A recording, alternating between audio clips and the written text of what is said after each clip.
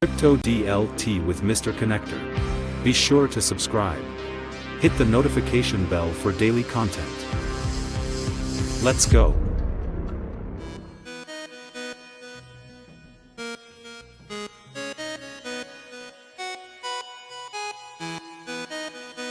We passed the Clarity Act in the House before we left for August. We showed overwhelming bipartisan support. Why? Because we know we need the United States to be the leader in Web3 technology, and that means we need a regulatory framework for digital assets here in the United States. This is possibly the most important piece of legislation that the Senate's going to pass in a bipartisan manner later this year. I'd love to see the Senate bring up the Clarity Act again, as passed by the House, with overwhelming support.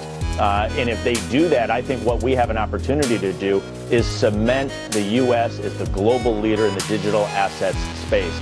This is incredibly important at a period of time where the United States dominated Web 2. It led to big tech. I don't love all aspects of big tech, but at least they're domiciled in the United States of America. Web 3 is an opportunity to democratize the internet and make sure that that innovation and development is occurring in the United States, providing appropriate consumer protections. And if the Senate acts on the Clarity Act as passed by the House, we have an opportunity to truly unleash the golden age of digital assets here in the United States and maintain the United States as the world leader in the digital assets, but also importantly in the broader tech space as we see this evolution from Web 2 into Web 3. What's up, everybody? It's MrConectr back again for another stream. How's everybody doing today? We got Silver Days and Nathan Stevens already in the chat. Good to see you guys as always. Let's go Clarity Act. Congress is back in session, guys. So let's see what they do with the Crypto Clarity Act. We know we need the regulations for this space to move. Let's go. Also, we have the SEC just came out today, along with the CFTC, issued a joint statement clarifying the staff's view that the SEC and the CFTC registered exchanges are not prohibited from facilitating the trade of certain spot commodity products. Market participants should have the freedom to choose where they trade spot crypto assets. That's right. Freedom. That's what it's all about. What's up, D Cartel? In the house. Good to see you, my friend. The SEC is committed to working with the CFTC to ensure that our regulatory frameworks support innovation and competition in these rapidly evolving markets, said Paul Atkins, SEC chairman. The SEC's division of trading and markets and the CFTC's division of market oversight and the division of clearing and risk are coordinated efforts to facilitate the trading of certain spot crypto asset products on registered exchanges. What's up, Flocky? I'm just getting started, my man. You're not late. Just looking over this SEC statement.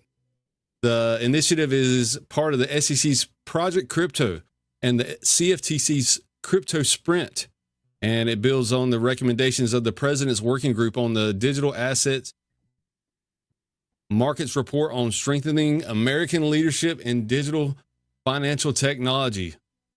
There we go. That's bullish, as always. Let's go. That is bullish, guys. What do you think about that? They're finally saying that this stuff's legit, what we've known all along. That's a big win for freedom in this country. What's up, Mojo? Let's go, says Mojo. Let's look at the Connector coins. Today, we've got Pulsera up the most, 28%. Let me refresh this. Energy Web, Zebek, Zahao, RSR, all in the green today. About time we had a little bit of green. I know you guys have been waiting on that. Hash Provenance blockchain. I was looking into Hash the other day. Again, you know, that's just a mortgage company. Figure is the name of the company. And I was looking up what kind of collateral that you could put up for a mortgage. You know, right now they only take Bitcoin and Ethereum. Imagine that, right? But we are hoping that they accept other digital assets soon. You know, all that can be, you know, I've always been a little scared about getting a mortgage in the future with crypto, putting up your crypto, giving it away to someone. But Figure's got that figured out. You can keep track of all your collateral. It's all in a wallet that's verifiable on the blockchain. That's the whole point of the provenance blockchain, is to keep track of the underlying collateral and how close it is, like if there's some kind of margin call. So that is good to go. We got Avalanche, Elastos, that's an OG coin, Veritasium, Near Protocol, XPR Network, and Evernode rounding out my top greens. XRP is up 4% today at $2.85. Let's take a quick look at the XRP Ledger coins. What's up, Billy McAllen? He's got his rocket ship ready to go. Nathan Stevens says stake hash too. Yeah, you can stake it on that. I think I'm using the Kepler wallet for that. That's IBC compatible.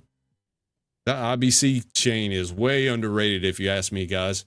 And you know, that's connected to the main coin is Cosmos. And just to remind everybody that 100% of the Cosmos supply is out in the public. It's already distributed. So the founders, you know, they probably have a little bit, I'm sure, but the everything's already been dished out. So that's one thing that a lot of projects can't say. And we're still sitting at $4.44 on Cosmos. Yeah, I've been holding that one a long time. Kind of disappointed in the price action of that one, but it's been staking this entire time.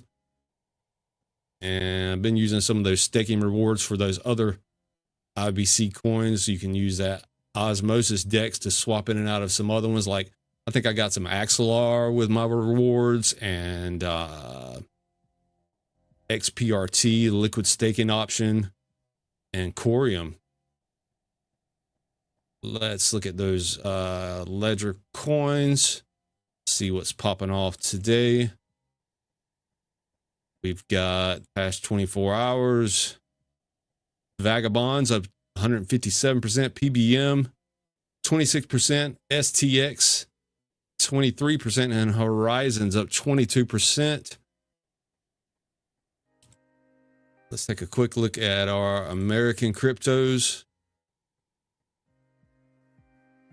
What's popping off in America today? Up the most, 28% is Wilder World. Wild is the ticker. Supra, Zebex up 12, and Reserve Rights up 9.43. Ondo's up 8% today.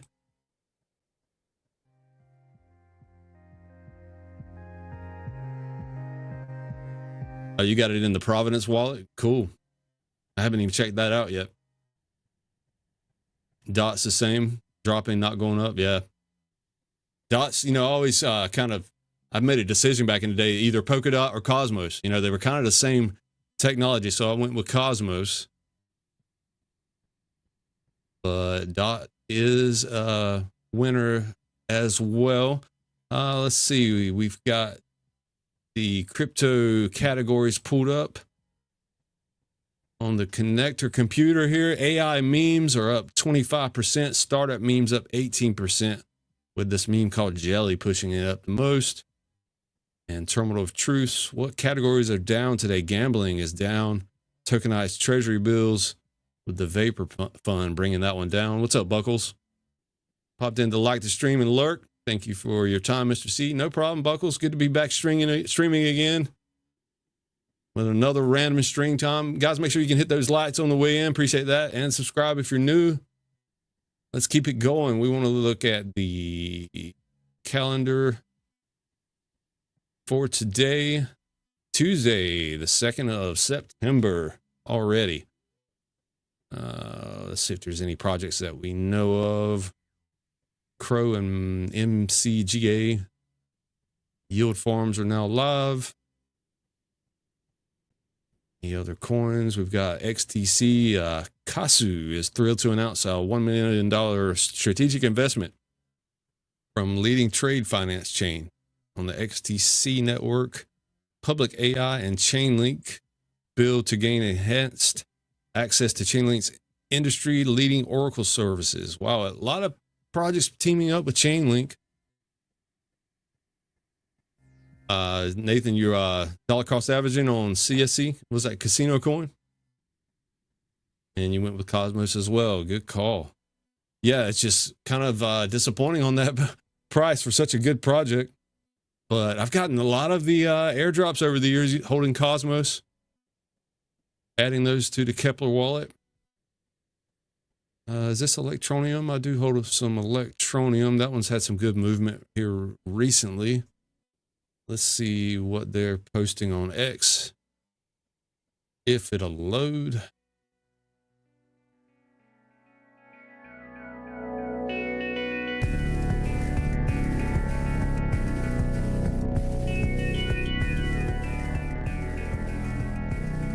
Big journey starts with small steps. Just an image there. Nothing burger looks like. Cool, let's keep moving.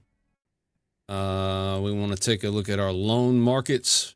How much XRP has been deposited on the XPR network loan protocol, getting those loan rewards. We're up to $18.7 million worth of XRP now. That's 6.5 million XRP. We've got $1.5 million borrowed XRP. People are getting 7.69% for just borrowing XRP, which is pretty cool. I had a good graphic on these XPR lending assets. Which ones can you deposit in a decentralized way? Already you can deposit XRP, USDC, XPR, Bitcoin, Ethereum, Loan Protocol, Hedera, Dogecoin. That's Metal DAO, Litecoin, and US Tether. USDT, Tether. Litecoin's in the mix. Wow, they sure have been talking junk on the XRP here lately, haven't they? Someone feels threatened. What's up, Lizard King? Cool. Let's take a quick look at the total crypto market cap. Keep an eye on that. We're at $3.78 trillion and rising, hopefully. That's the 5-year chart on crypto. And what's next? We got the Bitcoin dominance.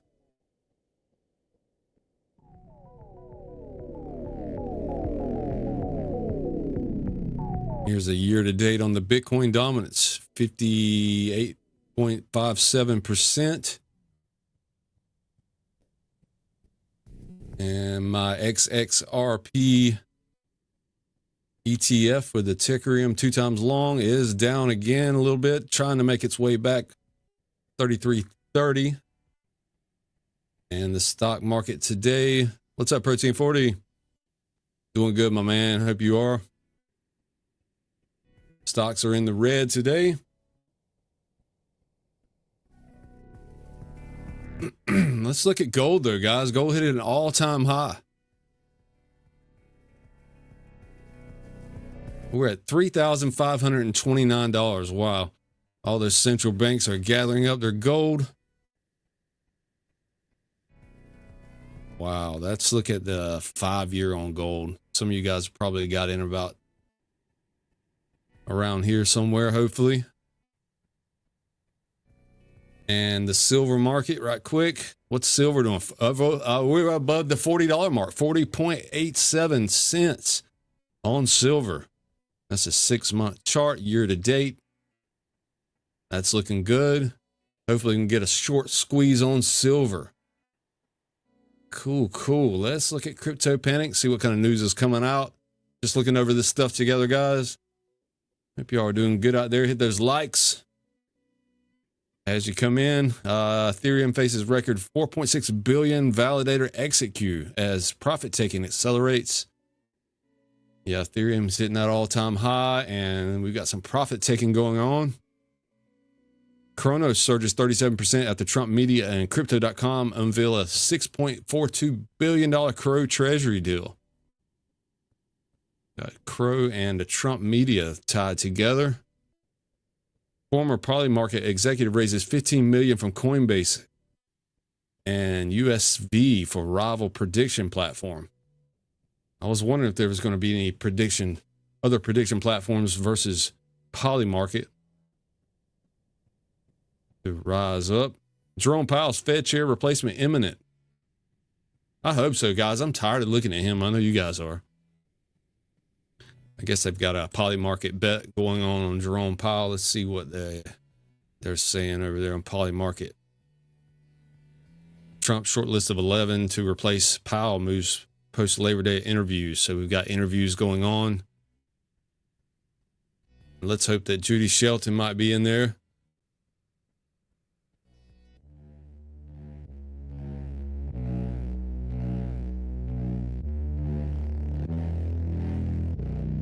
Nvidia stock closes below key support, 171 for the first time since May as AI trade cools. Middle East nations buying billions in Bitcoin. That's what I love about crypto, guys. It's a global thing, you know. We're not just limited to one company in one country, like the stock market. Ethereum Foundation to unload another 10K ETH following a SharpLink deal. Getting rid of that Ethereum. Hopefully some of these players are getting ready for the XRP ETFs. Hopefully that's what BlackRock, they've been dumping some Bitcoin. What's up, Red Tissue Bear? Why dip when broke? Bitcoin miner stocks hit new highs in August. That's one thing that always kills me about the whole concept of, you can't, a lot of these guys believe you can't have value unless you spend energy on mining. That's just a wild concept to me that I never got, guys, but to each his own. You guys are holding these coins. I hope you make some money off of them. Ethereum's latest rally fueled by large-scale Binance orders.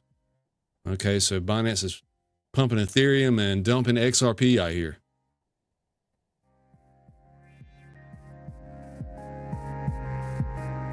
Protein says, you guys see the Swift CIO hating on XRP? I'm going to let him have it on X. Yeah, get him, Protein. Yeah, I did see something on that. Swift's, yeah. Someone feels threatened. I need to get rid of that whole corrupt system, guys. Wife had a bad charge on her bank account the other day, and it's like, man, this whole system just sucks. The whole legacy system. It's so vulnerable for all these, you know, anyone can, any of these companies that you deal with and you're directly giving them your ACH information, they'll just pull a little bit out every now and then, it seems like. So keep track of your bank accounts. You have some surprise charges every now and then. I know I've seen a few.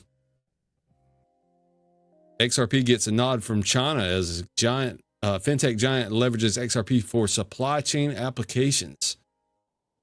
What is this about?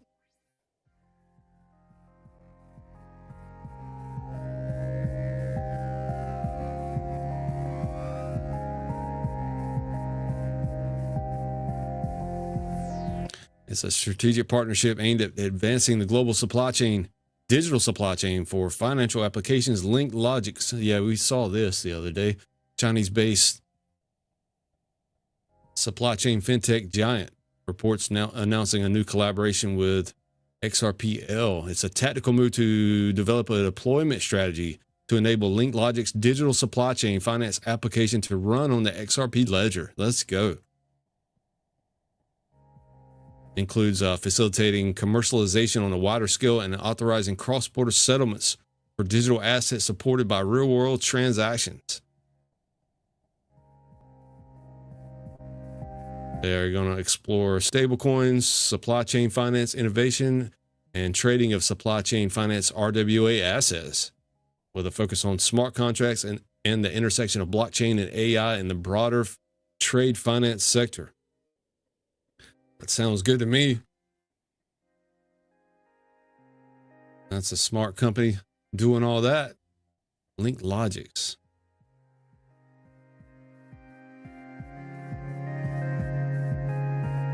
We got a new Kevin Spacey movie. Is he back in film? His new film stars Vladimir Hakanov. Let's see. Lost my space. Hold on.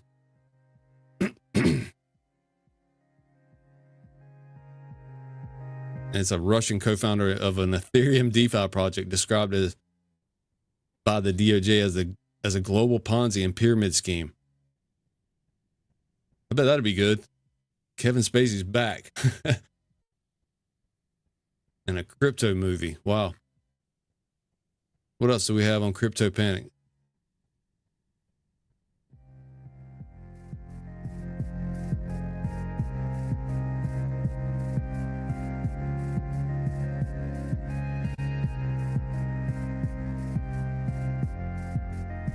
U.S. Congressman discloses 2 bizarre crypto trades.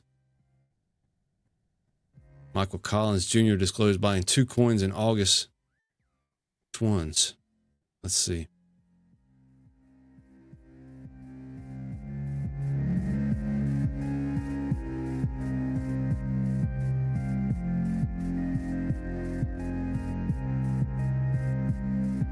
Collins purchased Ethereum, value between 1 and 15,000. Is that all they have to do? Say it's between $1,000 and $15,000 purchase. What else did he buy? Ski mask dog. Okay. More power to him.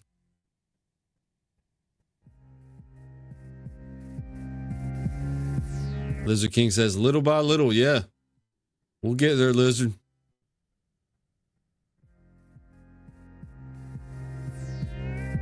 Peter Thiel backed well. ETHZilla drives into liquid restaking, injecting $100 million ETH into EtherFi. Yeah, guys, this liquid staking is definitely going to be needed. You know, they're going to want to park these coins into qualified custodians and at the same time use the same coins to stake or using DeFi.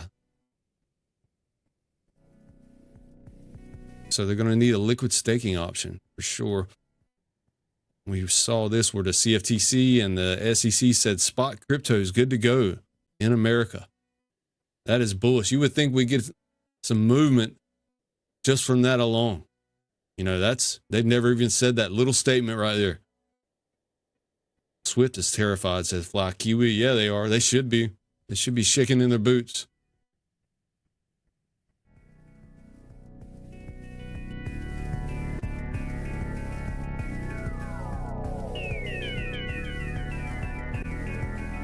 We got Wrath of Common posting on X. Finally, a direct confirmation Ripple and Thunes are combining Thunes network with Ripple's blockchain-powered payments solution to allow Ripple's enterprise customers to more easily withdraw funds in new currencies and countries. This has always been hard to confirm in print. Thunes. That's a big payments technology out in Singapore, I think.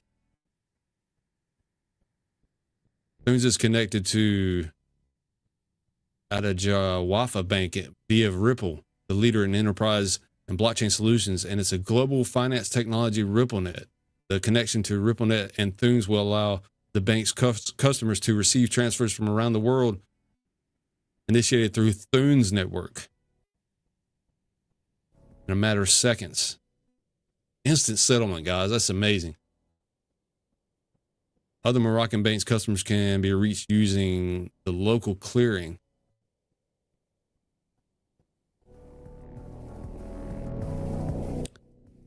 Blizzard said the Swift guy is misunderstood. He calls out Ripple for the case, etc., then calls for systemic governments, which is what Ripple has done. The call out was small potatoes. All right, Kiwi, we'll see you later, buddy. The puzzle pieces continue. All these partnerships. Sending money from Saudi bank to the UK bank is incredible. You won't believe it, but the money reaches its destination in seconds. Yeah, that's the whole point.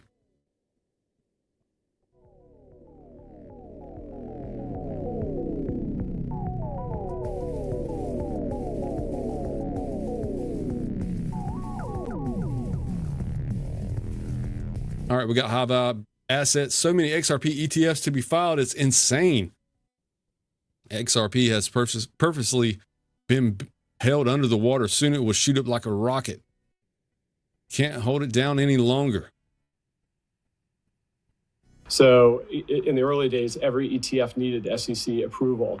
So you can imagine that was a lot of back and forth, and that's been more standardized. And that's why they're talking about doing a rule for crypto ETPs now as well, because the SEC staff does not want to be commenting on every, right. XRP leveraged product, right? So, yeah, I would say the SEC, it's interesting how the SEC's role is kind of diminished, I would say, because if you look at stablecoin legislation, a lot of it's going to the OCC, right? They're not checking they're not doing the audits. And then if this sort of market structure bill passes, a lot of the authority is going to go to the CFTC, right? So it's in a way, I think institutionally, this is a whole separate podcast, but they were sort of so aggressive or incompetent or whatever word you want to use during the last 5-year stretch that Capitol Hill has said no. Stay in your lane. They were not incompetent. They knew exactly what they were doing under the Gensler regime, or the Biden regime with Gensler. They were trying to keep this regulation in the SEC, and they failed, guys. Through the Ripple case, they failed. And many others. And of course, these are commodities, guys. These should be under the CFTC, with the regular securities turning digital and staying under the SEC. It's easy. Okay, we have Pumpius posting that Bank of Japan insider has revealed that Japan's financial regulator is preparing a 50% tax reduction on XRP gains. The East is moving fast to secure Ripple's rails. Capital gains reduced by 50%. They've got a big supply of XRP.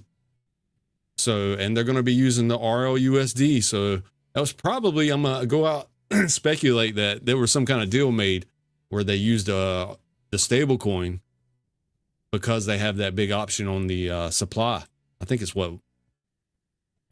I can't remember how much they have of XRP, SBI.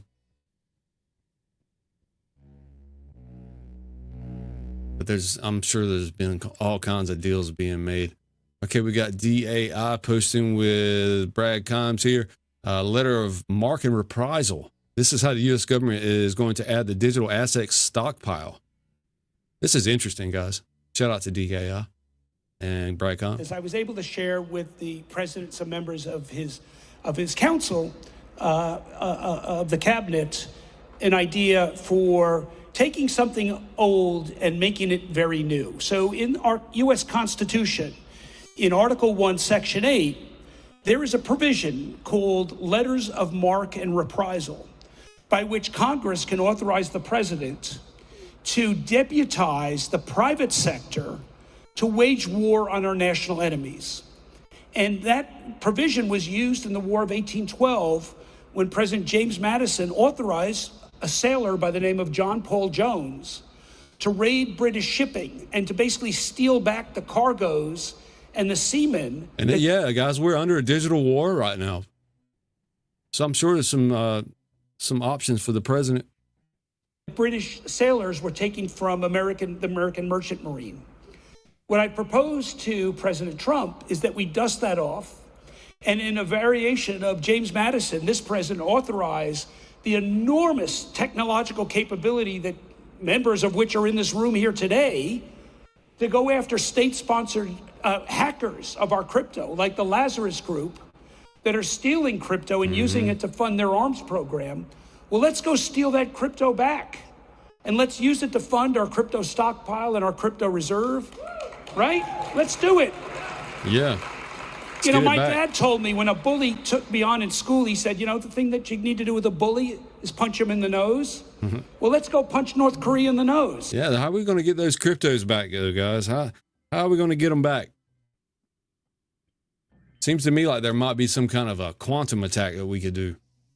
You know, they're turning all this Bitcoin and whatever quantum proof. We've seen the XX network already has a quantum proof Bitcoin wallet.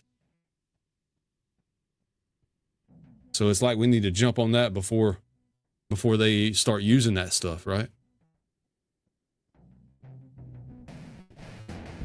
We shall see. Okay, we have John Squire posting, confirmed the $208 billion New York State Common Retirement Fund boosted its XRP exposure by 543%. This fund isn't known for risky bets. Is this the start of an institutional domino effect in crypto? That is a smart move by the New York State Common Retirement Fund. Definitely. Okay, we got All In Crypto posting, something big may be on the way between Stellar, XLM, and the DTCC, and we're about to find out.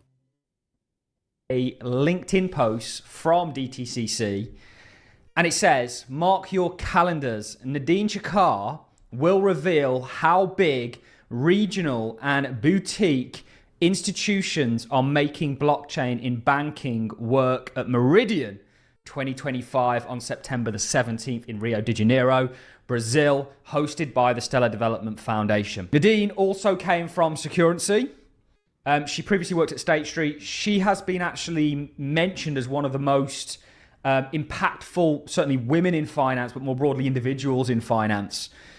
And she is no joke. And the fact that Securrency, I've shown you all of this and evidence for all of this, has been working with the Stellar Development Foundation, even gone as far as helping the Stellar blockchain to implement compliance features, which Nadina spoke about being at the heart of this innovation, is extremely telling, certainly as they are now DTCC or under the DTC umbrella, and actively, according to Dan Donay, looking to bring that $100 trillion online. We're going to show you further evidence. $100 trillion. Bring it online under the DTCC. What are they going to use to settle with? We know they're going to use cryptos as collateral. They're going to use all the cryptos as collateral. We saw it on their roundtable or their experiment where they had a margin call, and they called this bank in overseas and said, "Hey, you know, your trade is about to be liquidated." And the guy was like, "I have some ERC20 Ultra tokens. Will you accept those?" And they said yes, and they re-upped their margin, and they were good to go within a few minutes. So this stuff is here to stay. That told me that a year ago. Evidence from a government filing, a testimony from Nadine Chakar to Congress. And she actually specifically mentioned Stellar. Hang on for that. Let's continue to read this. She said the theme of this year's highly touted performance is the blueprint, which will delve into the Stellar ecosystem that is transforming industries and setting standards. The blueprints for the Stellar ecosystem. That's the building blocks. That's construction. Blueprints. That's the backbones. What's up, Phantom Beat? Can't believe people are still sleeping on XLM. I know, right? It's kind of been hanging under the radar for a while, and that is a sleeper for sure, guys. This is from DTCC themselves, highlighting Stellar, and we've already done the groundwork on this, as one of, there's going to be it's going to be an inter kind of chain world, one of the leading players within this. And here's what the picture says. It said, operationalizing blockchain in banking, how big regional and boutique institutions are making it work. Now, this is taking place on the 17th. We'll definitely be reporting on what comes out of that. An interesting place to have a conference, to say the least. What I want to do is show you what DTCC are doing. And Dan Donay is the founder of Securrency. All right, cool. That's shout out to All In Crypto. That was good. And we'll see what comes out on the 17th from the DTCC with that. Okay, we've got Smoke Dog up next. Kenya Bankers Association. ISO standards leads us into the fifth industrial revolution. Check this out. The ISO 20022 upgrade is one of our key strategy as far as automation of the payment ecosystem. The upgrade of the ISO 20022 creates an infrastructure that leads us into the fifth industrial revolution, which the whole world is going to use these ISO standards, guys. Encompasses issues around system interoperability, secure systems, and interoperability. We've been hearing that word for a decade now. Real-time systems. The ISO 20022 gives us quite a number of benefits. One of the key benefits is global interoperability. Global interoperability. Kenya KBA ACH system will be able now to integrate with any ACH globally and any payment system that is out there. It also creates an opportunity for rich data, which creates an opportunity for more analytics and real-time data analysis. Big data is here with us, and the ACH creates that opportunity. Thank you very much. Big data is here with Kenya. Real-time data analysis. Wow, this world's going to speed up, guys. I know it's already going fast, but it is coming.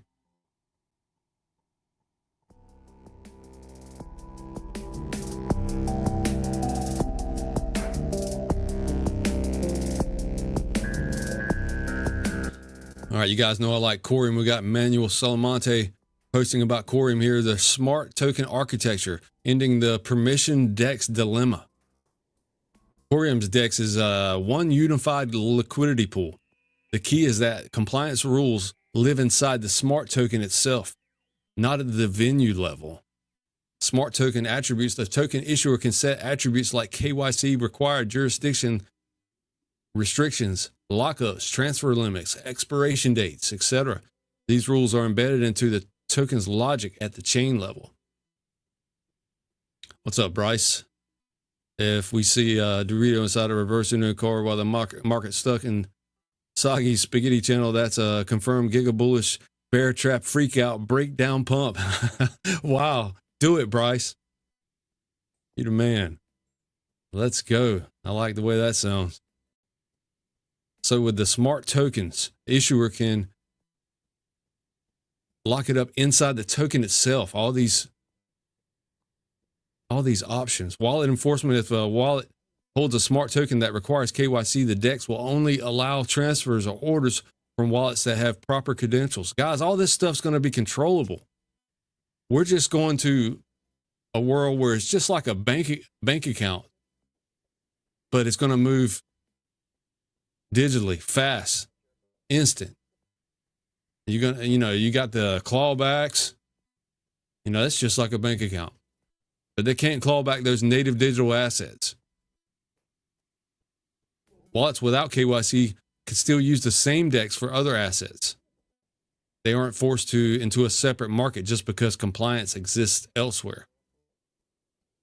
This is unique to COREUM, guys, these smart tokens. And I always mention that pretty neat that they can be geo-fenced, where you can only trade certain tokens in certain regions,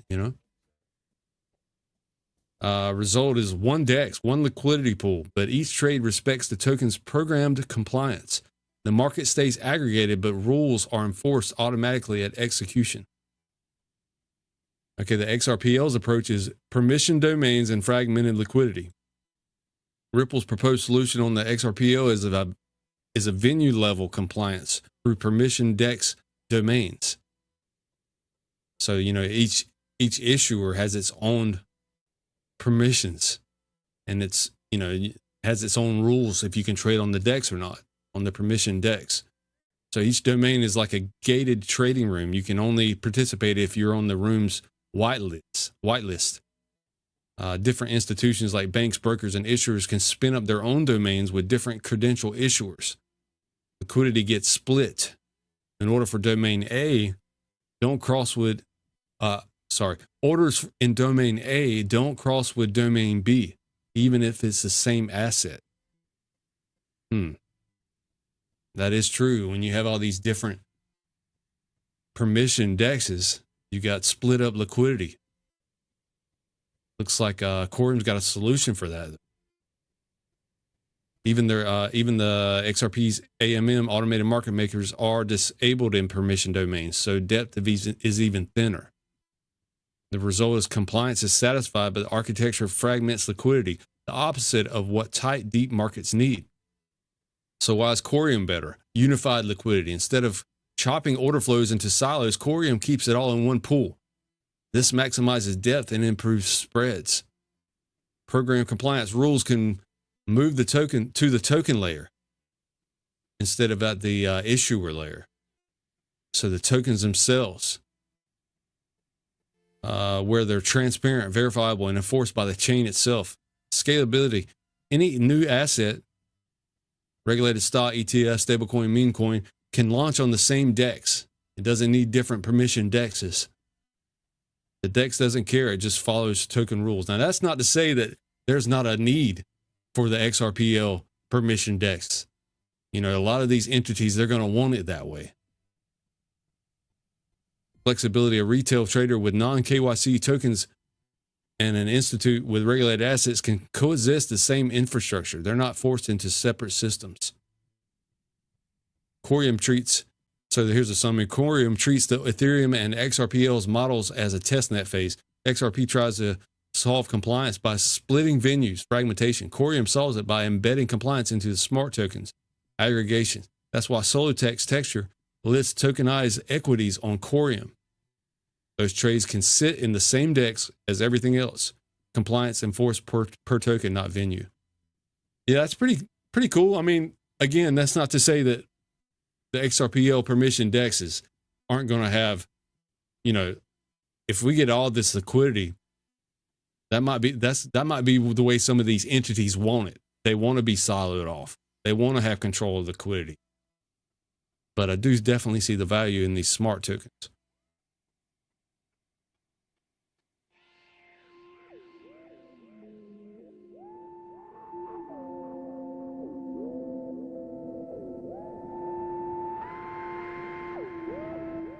Okay, we got Smoke Dog posting again here. In August 2025, Central Bank of Nigeria orders full ISO migration across all systems by October. So we just saw what Kenya is doing it. Now we've got Nigeria migration to ISO standards for payment messaging and mandatory geotagging of payment terminals. That's interesting. Geotagging of payment terminals. So that's just the entity that you're dealing with. Is only, you know, that's kind of the KYC thing where you've got to be a resident to use that payment terminal. In scope, institutions must complete their migration activities and be fully compliant no later than October 31st, 2025. That's a big date there, heading into November. The big switch over is what? November 22nd from the MT messaging for Swift. So that's just a couple weeks before that happens. So November is going to be huge, guys, if you ask MrConectr. Okay, we got Smoke Dog again with the same Nigerian financial institutions are using RippleNet, platforms such as RippleNet has partnered with Nigerian financial institutions, allowing for near instant settlement of cross-border payments using blockchain technology. Nigeria was the third fastest growing country in the world for crypto transactions year over year. So they made a good choice using Ripple technology. Here's Good Morning Crypto saying, why is XRP is attacked often? Here's your answer. Every time we start to see certain camps start to attack the XRP camps, which is so ironic that this is so tribal in crypto in general, is that the camps that attack, whether they're bot and this is Paul Barron and Brad Kimes, by the way, driven or they're actually human driven, it creates a response mechanism from the XRP community, which enhances the algorithm and now has almost like a bit of an incentive structure. So every negative thread on XRP generates 10x in algorithmic engagement. So every time that we get a Bitcoiner, an ETH maxi, a Solana maxi, it doesn't matter, you name it, one community of that, they attack XRP. We're watching this on the MSI, and it only amplifies the message of XRP. And I'm like, that's because, what are these guys not getting? That's because we're grassroots guys. It just kind of triggers us that the truth isn't being portrayed about XRP. We've seen so much FUD throughout the years. Insane how much FUD's been going on. How many paid shills are out there? Crazy. Did you guys see this? Charles Hoskinson from X Finance Bull. Boom. Charles says that Brad Garlinghouse was at the Federal Reserve Roundtable. To me, guys, it seems like Charles is kind of, we've seen a drastic change. He got some information about XRP. And ever since he got that information, about 6-8 months ago, he's just totally flipped the script. Especially with the including it in the airdrop for the night tokens. Guys, check out my channel, my video section. I've got a how to claim your night airdrop. If anybody's interested in doing that, you can use your Zaman wallet.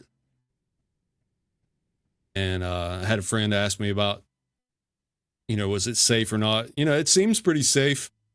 I don't like, he says the XRP is coming to the Lace wallet. I don't like the fact that the Lace wallet is a browser extension wallet.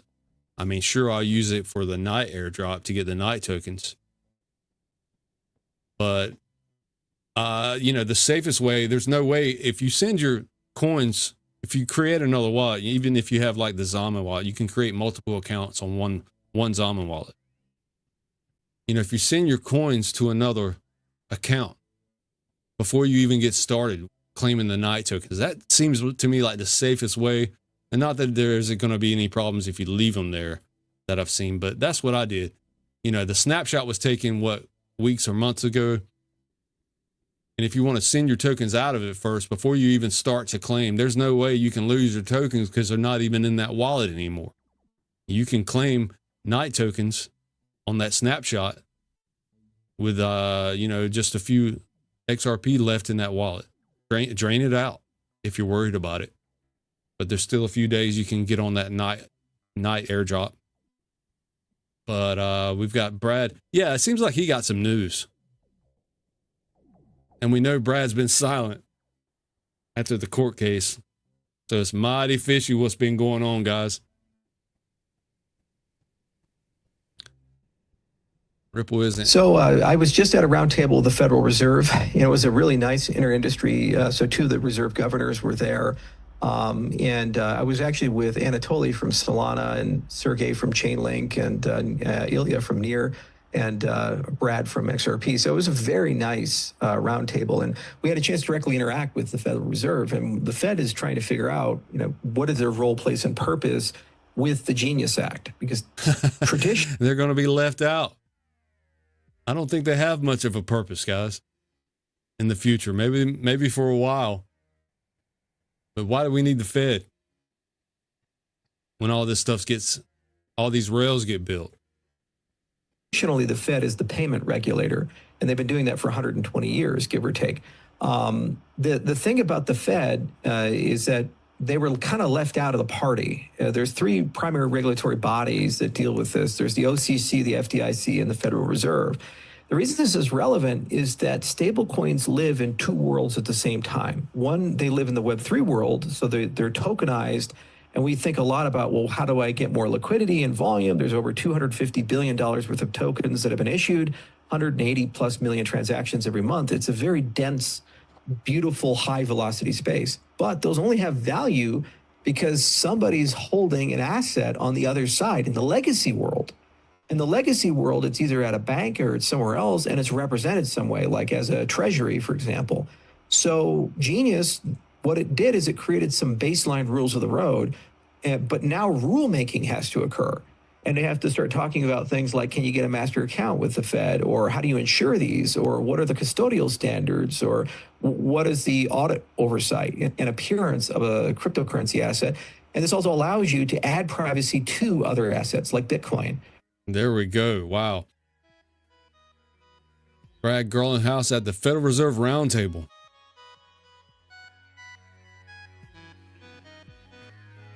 There we go.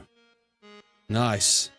Guys, before I get out of here, check out my channel. I was trying to look for my store. There it is. If anybody's interested in a little merch, MrConectr merch.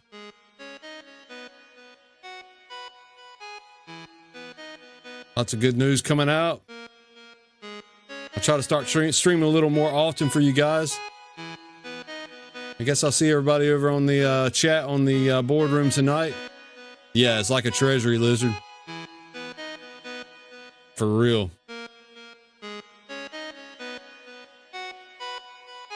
Appreciate everybody tuning in. Hit those likes on the way out. Subscribe if you're new. MrConectr out.